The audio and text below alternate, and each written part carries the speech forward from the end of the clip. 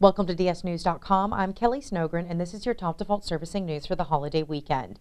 During a hearing on Thursday before a Senate subcommittee, industry experts offered testimony on proposed expansions to HARP through the Responsible Homeowner Refinancing Act of 2012.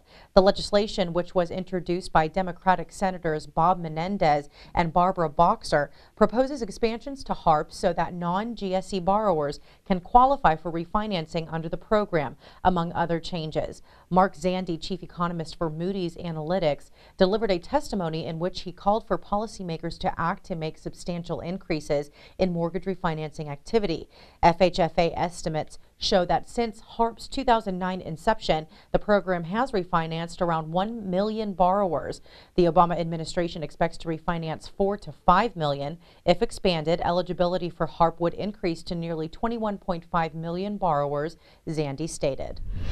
In his written testimony, Zandi said, quote, "More refinancing will mean fewer borrower defaults and more money in the pockets of homeowners, supporting the recovery through a quick and sizable cash infusion at no meaningful cost to taxpayers. While the agencies would lose some interest income on their $1.2 trillion in mortgage securities and whole mortgage loans, under reasonable assumptions that would be offset by lower default rates on refinance loans.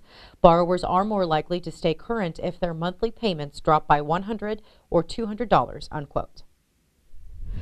Fixed-rate mortgages were little changed this week after falling and breaking record lows, according to Freddie Mac's primary mortgage market survey. The 30-year fixed-rate mortgage averaged 3.78% for the week ending May 24th, down slightly from last week when it averaged 3.79%. The 15-year rate was unchanged from last week's average of 3.04%.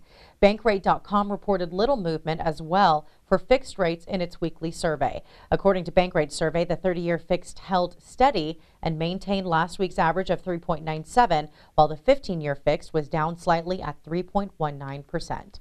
Be sure to check out our extended coverage of these stories and all the news affecting your business here on our site. Thanks for joining us. We'll see you again Tuesday. Until then, stay with dsnews.com for all of your most relevant default servicing news.